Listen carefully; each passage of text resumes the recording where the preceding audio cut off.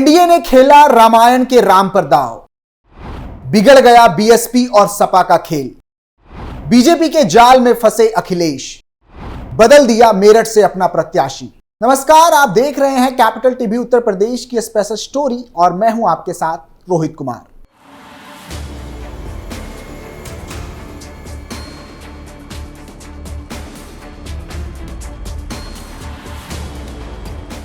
UP में राजनीति का तौर तरीका बदलता जा रहा है।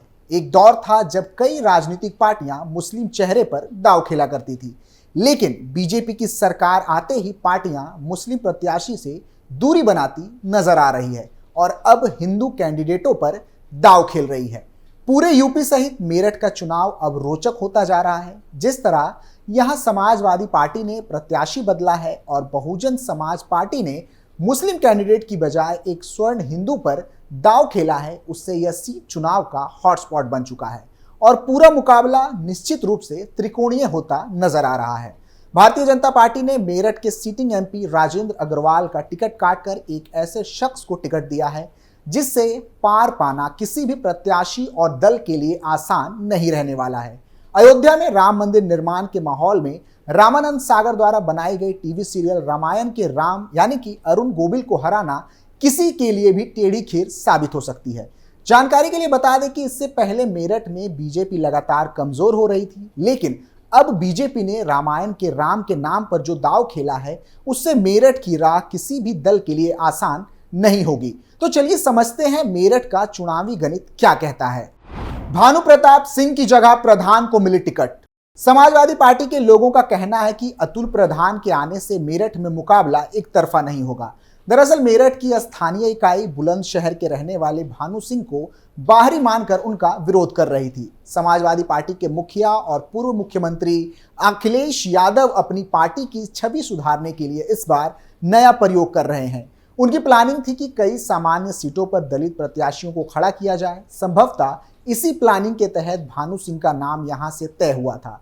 इसके पीछे अन्य कारण भी थे। मेरठ सीट पर करीब 19% दलित वोट भी है। अखिलेश को पता था कि जाट वोट जो कि करीब 11% है उन्हें मिलने वाले नहीं हैं, इसलिए उन्होंने भानु को टिकट देकर बीएसपी को चित करने के लिए यह दांव खेला था, पर शायद उन्हें स्थानीय इकाई के आगे मजबूर होना पड़ा।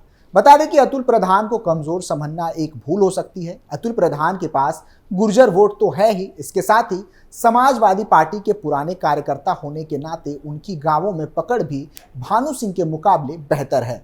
प्रधान 2012 से शुरू होकर कई बार सरन्ना विधानसभा सीट से चुनाव लड़ा, लेकिन 2022 के विधानसभा चुनावों में उन्होंने फायर ब्रांड भाजपा नेता संगीत सोम को 18,000 से अधिक मतों के अंदर से हराया था।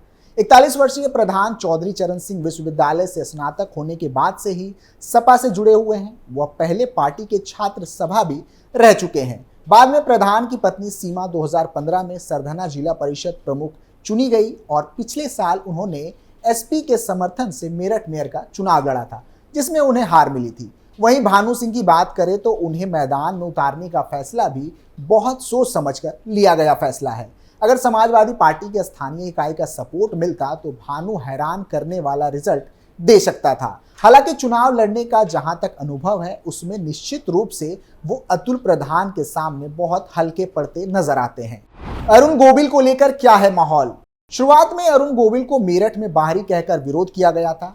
हालांकि गोविल का जन्म मेरठ में हुआ है और करीब 17 साल तक वो इसी शहर में रहे थे।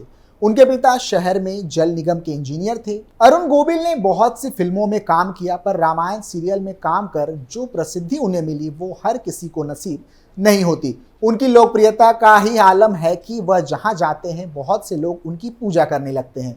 मंगलवार को पर्चा दाखिला के समय भी उनके साथ लोग सेल्फी लेने के लिए मचल रहे थे। स्थानीय पत्रकार प्रेमदेव शर्मा कहते हैं कि बाकी सब तो अरुण गोविल को पक्ष में है, पर स्थानीय जनता को लगता है कि वो चुनाव जीतने के बाद शहर छोड़कर चले जाएंगे। शर्मा कहता है कि मेरठ वैसे भी बीजेपी की सीट रही है और अरुण गोविल के आने के बाद निश्चित रूप से यहां बीजेपी मजबूत हुई है, पर सपा प्रत्याशी अतुल प्रधान और बीएसपी के प्रत्याशी देवव्रत त्यागी को हल्के में नहीं लिया जाना चाहिए। मेरठ में मुस्लिम वोटों की बहुत बड़ी हिस्सेदारी है। शर्मा का कहना है कि मुस्लिम वोट जिधर जाएगी जीत उसी की होगी। क्या है मेरठ का जातिगत समीकरण? 2011 के आंकड़ों के मुताबिक मेरठ में करीब 35 लाख आबादी है, जिसमें 36% मुस्लिम और 65% हिंदू आबादी शामिल है। ओबीसी श्रेणी में आने वाले जाट और गुर्जर क्रमशः 11% और 5% हैं। लगभग 19% मतदाताओं के साथ अनुसूचित जाति यानी कि एससी मतदाताओं का एक महत्वपूर्ण हिस्सा है। ब्राह्मण समाज 1,18,000, वैश्य 1,83,000, त्यागी समाज के लोगों की आबादी 41,000। इस तरह देखा जाए तो यहाँ पर सबसे मजबूत स्थिति बीएसपी की होनी चाहिए। 19% एससी वोटों के साथ अगर बीएसपी कैंडिडेट देवव्रत त्यागी अपनी बिरादरी के वोट हासिल करते दिखे तो मुस्लिम वोट उनकी ओर जा सकते हैं, क्योंकि मुस्लिम वोटर्स अंतिम समय तक देखेगा कि बीजेपी को कौन प्रत्याशी टक्कर देता दिख रहा है। बीएसपी कैंडिडेट बिगाड़ सकता है पूरा खेल। आमतौर पर यह समझा जा रहा था कि बीएसपी किसी मुस्लिम कैंडिडेट को टिकट देगी। यह प्रेडिक्शन उन लोगों का था जो बीएसपी को बीजेपी की बी टीम बोलते हैं, पर यहां बीएसपी ने एक स्वर्ण हिंदू को टिकट देकर बीजेपी का खेल बिगाड़ने का काम किया है। क्योंकि अगर देवव्रत त्यागी को अपनी बिरादरी के 41,000 वोटों में से 10,000 वोट भी पाने में सफल होते हैं तो बीजेपी के साथ खेला हो सकता है। सभी जानते हैं कि 2019 के चुनाव में राजेंद्र अग्रवाल मात्र 4,000 वोटों से चुनाव जीते थे।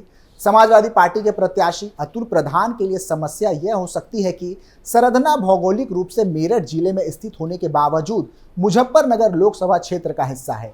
दूसरे, उनके पहले समाजवादी पार्टी ने भानु सिंह का नाम घोषित किया था, जो दलित समाज से आते थे। उनका टिकट काटने से जाहिर है कि इस समुदाय का जो वोट समाजवादी पार्टी को मिलना था, अब वो भी नहीं मिलने वाला है। वहीं समाजवादी नेता योगेश वर्मा ने भी भानु सिंह का टिकट कटने पर नाराजगी जताई है, जो समाजवादी पार्टी के लिए भारी पड़ने वाली है।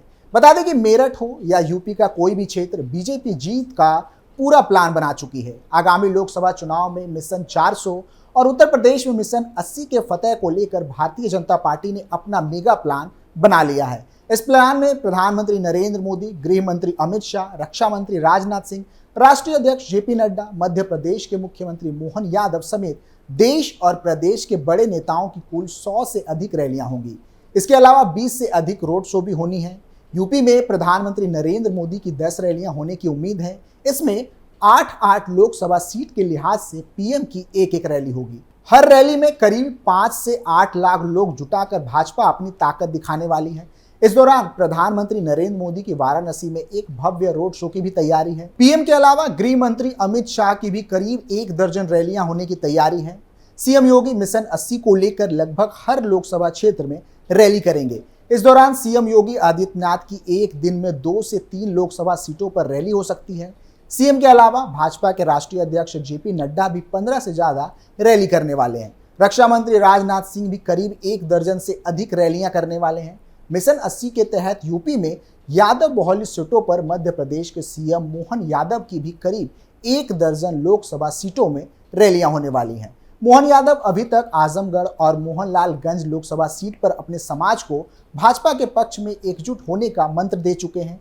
मोहन यादव के अलावा ओबीसी समाज के बड़े नेताओं में भी करीब 60 से ज्यादा रैलियां प्रस्तावित हैं। वहीं सहयोगी दलों के नेताओं की भी 30 रैलियां भाजपा कैंडिडेट के लिए तय की गई हैं। केंद्रीय मंत्रियों और यूपी सरकार के मंत्रियों के लिए भी 100 से अधिक सम्मेलन तय किए गए हैं। ऐसे में कहा जा सकता है कि बीजेपी ने आगामी लोकसभा चुनाव को लेकर पूरी तरह से कमर कस ली है और अपने विरोधियों को धूल चटाने की पूरी तैयारी कर चुकी है। फिलहाल के लिए इतना ही। आप देखते रहिए कैपिटल टीवी उत्तर प्रदेश। नमस्कार।